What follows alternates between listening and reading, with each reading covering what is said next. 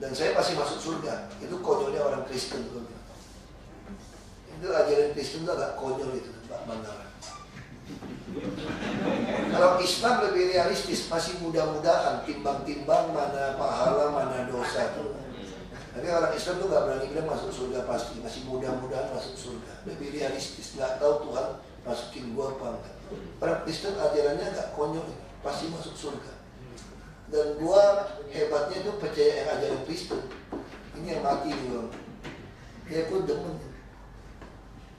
Aku mati hari ini pasti masuk surga kok, malah aku senang-senang aja. Kalau masuk surga ngapain balik? Itu konyolnya orang Kristen. Nggak usah bayar hutang, nggak capek puasa, nggak capek apa, percaya Yesus aja. Cuma percaya Yesus masuk surga, mati kayu salib dan dilu. Itu nggak tahu siapa yang ciptain gitu pinter. Cara gitu mudah. Tapi kau percaya kan? Itu. Siapa yang ciptain gitu gampang masuk surga? Tapi aku percaya, ya udah mati aja kan. Yo kalian yang masih muda-muda masuk surga, hati-hati sama gue yang pasti masuk surga. Lu harus kuat ya sama gue. Karena saya agak-agak ngaco, makanya mau cetuk tulis tuh, agama itu tuh racun. Agama tuh racun buat orang tua, makanya dia buang semua agama dari dia. Dan gawatnya aku sekolah gitu tinggi, percaya sama ini. Aku percaya tuh aku masuk surga, itu yang gawat itu. Bapak saya mau meninggal juga saya tanya, Bapak masih mau umur panjang nggak? Cukup, kata Bapak saya. Saya doa sama Tuhan supaya Bapak lebih panjang umur, nggak cukup. Kamu punya cucu, lihat kamu tak cukup.